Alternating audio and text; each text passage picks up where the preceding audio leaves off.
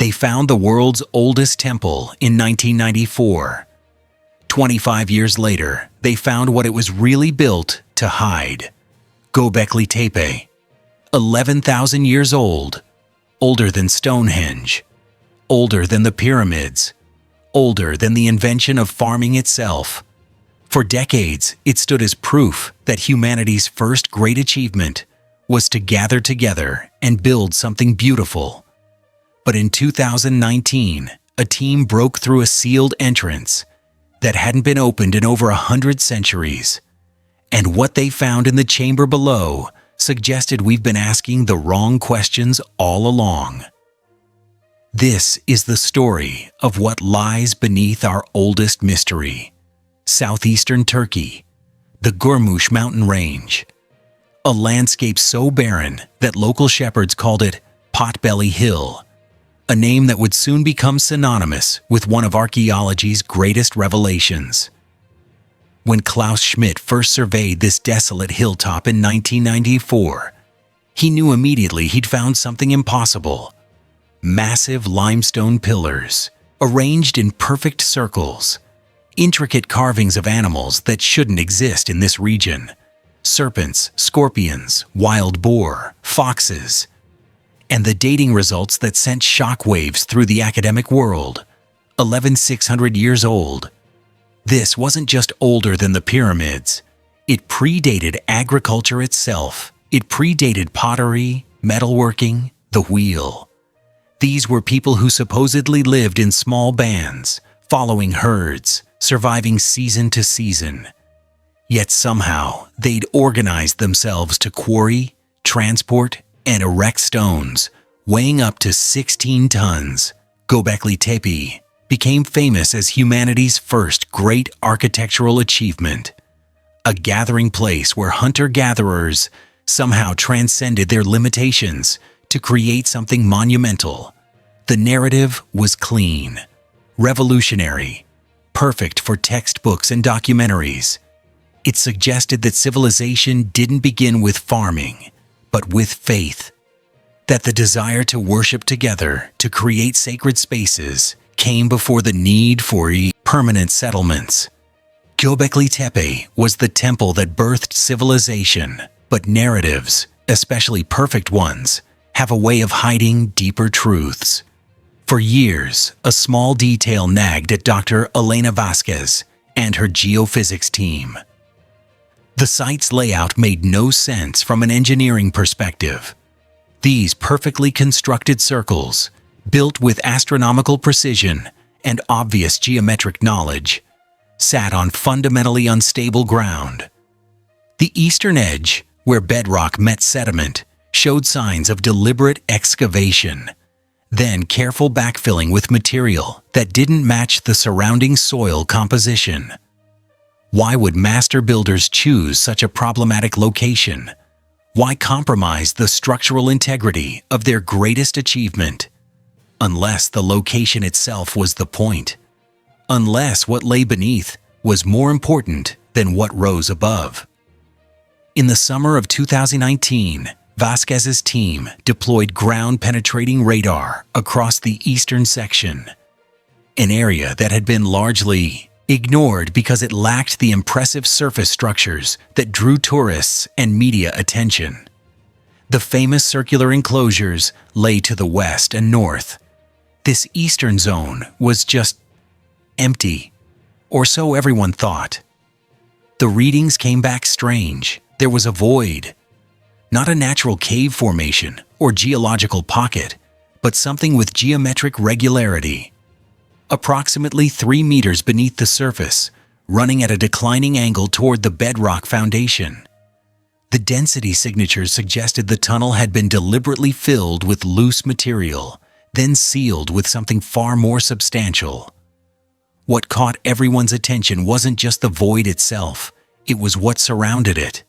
The radar detected a perimeter of densely packed stones, far heavier than necessary for structural support. This wasn't construction. This was fortification, containment. It took 8 months to get excavation approval. The Turkish authorities were understandably protective of a site that had already rewritten human history once. Another 4 months to carefully remove the overburden without disturbing the integrity of the surface monuments or the delicate stratigraphy that provided crucial dating evidence. And when they finally reached the seal layer, they found something that stopped the entire dig for 3 days while they debated whether to proceed. A cap of hardened bitumen mixed with ash and crushed bone. Nearly 20 centimeters thick, someone had gone to extraordinary lengths to ensure this entrance stayed closed. Bitumen was a valuable resource in the ancient world. Waterproofing, adhesive, medicine. Using this much of it suggested either great wealth or great desperation. The seal wasn't just physical. Carved into its surface were symbols. Not the familiar animal motifs from the pillars above, but geometric patterns that seemed designed to repel rather than invite. Angular spirals, intersecting lines, warning markers that transcended language because they spoke directly to something primal in human cognition. Stay away. Do not open. What lies beyond is not for you. Breaking that seal felt like crossing a threshold that was never meant to be crossed again. Some of the excavation team refused to participate.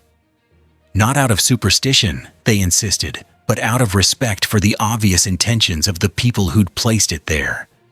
But science demands answers, even uncomfortable ones. The tunnel beyond defied every expectation. This wasn't a passageway. It was an ordeal.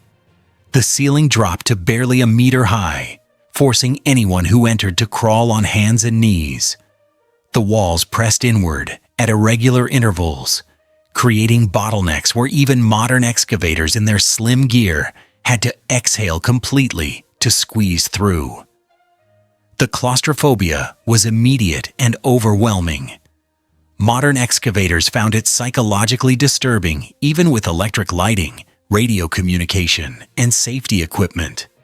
Several team members experienced panic attacks and had to retreat. Imagine experiencing this by torchlight 11,000 years ago. Imagine being forced into this space, knowing there was no quick escape. Every meter forward was a commitment, a surrender of agency.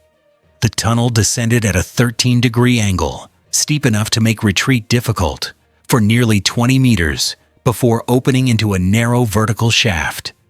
Handholds had been carved into the stone, forming a crude staircase that spiraled downward into absolute darkness, each step worn smooth by hands that had gripped them in desperation or resignation thousands of years ago.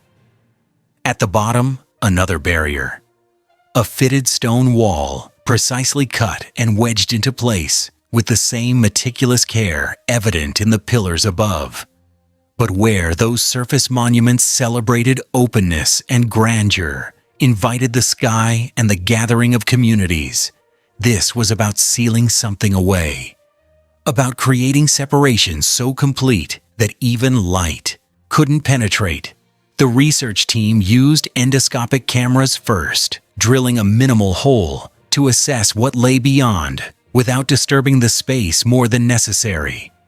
The images revealed a chamber, roughly circular, approximately 6 meters in diameter, walls carved smooth from living bedrock, and shapes, 17 distinct shapes, arranged in a pattern. When they finally removed enough stone to create an entrance passage, the air that rushed out carried a smell that hadn't existed in the world for over 100 centuries.